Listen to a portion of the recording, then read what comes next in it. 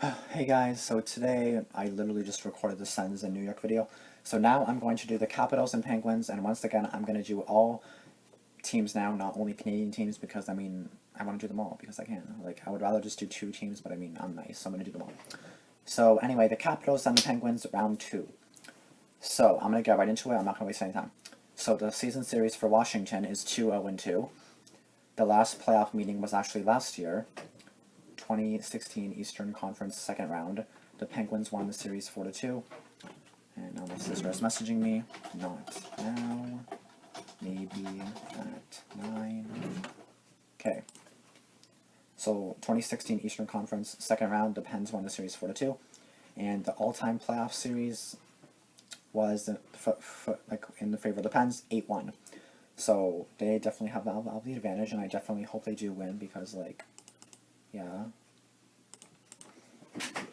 So the Capitals finished winning. So the Capitals finished. This video is gonna be long, by the way. It's already a minute. So it's gonna be 20 minutes. Oh my god. So Caps finished winning the Metropolitan Division and President's Trophy by going 55, 19, and 8 to 118 points. They defeated the Toronto Maple Leafs in 6 games in the first round. Prediction was, I think, Caps in 5 or 6. Honestly, the Caps did have their hands full. I was watching mainly all the Leafs games. I missed only one because I was at the formal, and some shit went down at the formal. Anyway, moving on. So, never mind. Okay. So, the Leafs did give them a little scare by taking a 2-1 series lead after Game 3, but after that they just won 3 straight, and then basically what New York did against Montreal. I think I need a drink because my voice is like my voice is going it's like I'm choking on my own voice. So the Penguins, who finished second in the Metropolitan Division and NHL standings, going 50, 21, and 11 with 111 points. They defeated Columbus in 5 games in the first round. Don't remember my predictions. So I literally don't remember what my predictions were. Like, I don't know. I have no idea. So, like, I don't know. I thought it was gonna go like a game 6 or 7. Like, I didn't expect the freaking Pens to like sweep them, or not sweep them, but like winning in 5 games. Like, I didn't expect it. My head hurts. I'm tired. Alright, so I don't remember my predictions. So the series begins in Washington for Game 1 on Thursday at 7:30 p.m. Eastern Time. So last season, the Pens went on to win the Stanley Cup after defeating the Caps in round 2. And I think they won 4-2 in the series, I don't know. So in 6 games. So many people expected Washington to cruise past Toronto, but they made things tough for the Caps. So like I said, they were in a lot of tight things. Like all of the games were like 1-goal games. Well, I mean, like, they ended up being like 1 goal. Like, every game I think finished and ended by 1 goal. Like, no team won by 2. 5 of the 6 games, like, they had to survive a tight series that included 5 OT games, tying the league record. So honestly, 5 games that went to OT. The only game that didn't go to OT was, I think, Game 4, because the Caps won that 5-4, and now it did not go to overtime. So Game 4 was the only game that did not go to overtime. Every other game, it went to overtime, so it was crazy. It was really stressful for me, too, because, like, I'm a Sens and Leafs fan, so I was like, oh my god, more overtime. So the Pens made quicker work of the Jackets, despite a host of injuries, including one to Matt Murray, and Chris Letang, who had season-ending neck surgery. So that's kind of scary. Any kind of surgery I'd be scared to get, but like, the players probably don't give a fuck because, like, they just want to play. So yeah, so 5 main points, or key points, in this series. Ovechkin and Crosby, of course, is gonna be a big one. So Crosby led the NHL with 44 goals during the regular season and tied for second in points with 89. He followed up with 7 points, 2 goals, 5 assists in the first round against Columbus. Ovechkin's my voice is kind of starting to hurt, or not hurt, but I kind of like feel weird in my throat. Ovechkin's 30, and I'm also tired. Like, what the hell am I recording now? I mean, yeah. Ovechkin's 33 regular season goals were his fewest in a full season since the 2010-2011 season, when he had 32 goals. So he had 1 more than in the 2010-2011 season. He had 3 goals against the Maple Leafs in the first round. Flower power. So the Penguins goalie Marc-Andre Fleury was set to begin the first round against the Blue Jackets in same place he was with when the Penguins. So yeah, where was I? So same place he was when the Penguins won the Stanley Cup last season, on the bench backing up Murray. But Murray sustained a lower body injury in warm-ups before Game 1. In a reverse of last season when Murray starred while Fleury was out because of a concussion. Fleury carried the Penguins at times against the Blue Jackets, including a 49 save performance and a 5-2 win in Game 5. He finished the series with a 2.52 goals against average and .933 save percentage. With no indication that Murray is close to returning, the Penguins' net still belongs to Fleury. So, the missing Chris Letang. The Penguins were able to get by... Oh my god. Notifications after notification. Oh my god. And you know who you are, okay? If you're watching this video, she probably won't be watching this video. Lucy, that's who she is, Lucy. Okay. The Penguins were able to get by defensively without Letang in the first round, with Fleury covering up for many of their mistakes. They were outshot in 4 of the 5 games and gave up an average of 38.8 shots per game against the Blue Jackets after giving up 28 per game in the playoffs last season, when Letang led the Penguins by averaging 28 minutes and 52 seconds of ice time.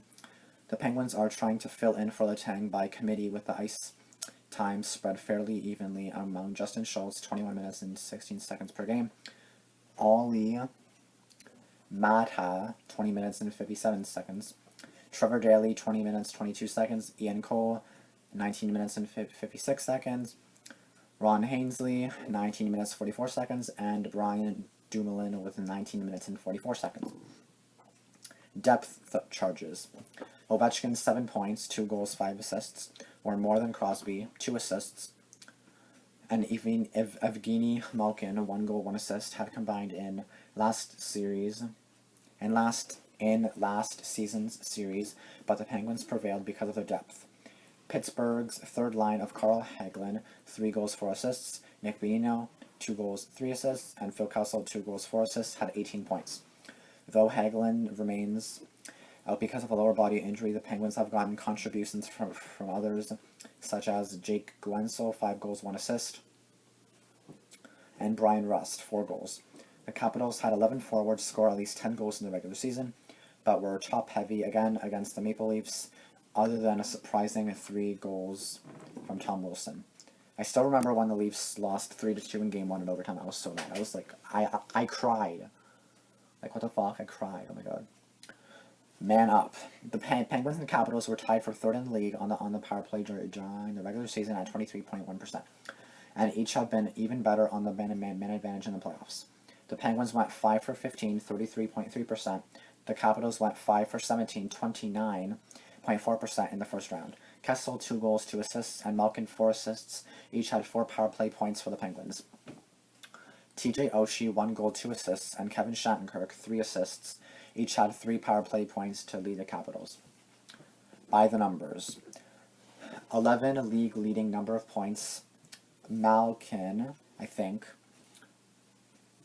I don't even know. I put Malin, but that's not obviously it. Like, what the fuck am I trying to say? Mellon. 2 goals, 9 assists had in the first round against Columbus.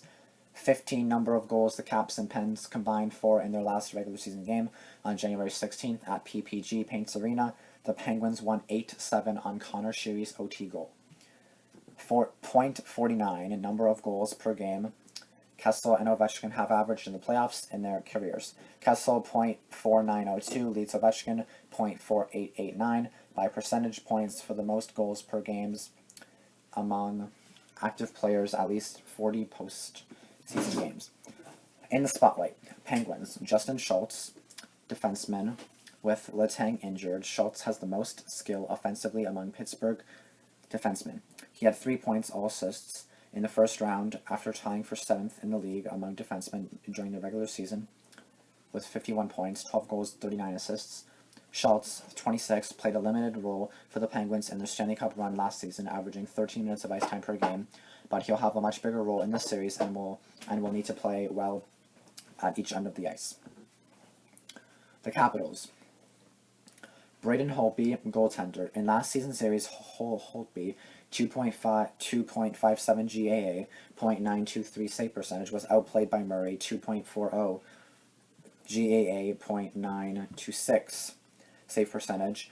He'll need to be the better goaltender in this series. Holtby, last season's Venice Trophy winner and a finalist again this season, had to battle through some bounces against the Maple Leafs before settling down in the last two games and finishing the series with a 2.3 GAA and .925 save percentage. So keys to victory. Capitals. Sustained pressure. That's the best way to take advantage of the Penguins' deficiencies on defense without Letang. The Capitals need to work the Penguins physically in their end and pressure them into turnovers that lead to scoring chances, which eventually paid off against the Maple Leafs. The Blue Jackets did a decent job of this against the Penguins in the first round, but had trouble finishing. The Capitals have more skill to take advantage of those chances. So I'm going to talk a little bit about the Capitals. I think the I thought, like, I'm actually going to tell you afterward. So the key to the victory for Penguins is speed. Their depth of speed and skill at forward gave the Capitals trouble last season and has the potential to do so again. The Capitals also struggled at times against the Maple Leafs' speed in the first round.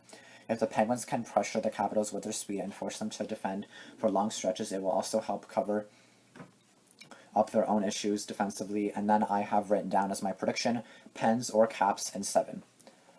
So, my freaking, what's it called?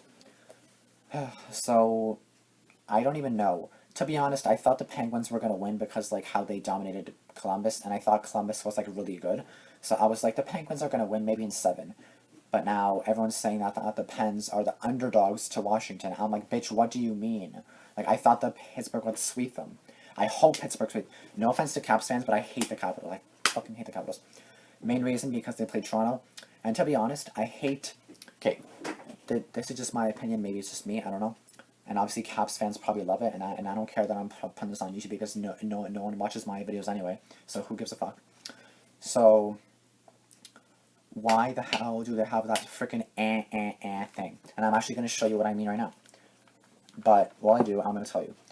So I thought the Penguins would win easily, but I guess I'm not right. How do I, like, horn during the game? Okay, it's not necessarily their goal horn. I'm not talking about their goal horn. That's their goal horn, but, like, do you know that thing? Let's go Caps. Let's go Caps. Like, that annoys the fudge out of me. Like, oh my god, shut the up. Just play the game and stop playing that stupid horn. Like, I got so annoyed. Like, oh my god, I asked my friend, I got so annoyed. I don't know if it's just me. I don't know if it's just because I hate the Capitals, and I don't take offense to this Capitals fans, but honestly, I wanted the Leafs to pass by so bad, and honestly, I guess they didn't deserve it because they didn't play hard enough. I thought they could at least push it to 7, and if they did, then that definitely, like, even them making it to 6, that also shows that they have, like, the potential to, for next season and the season after that, they do have a bright future.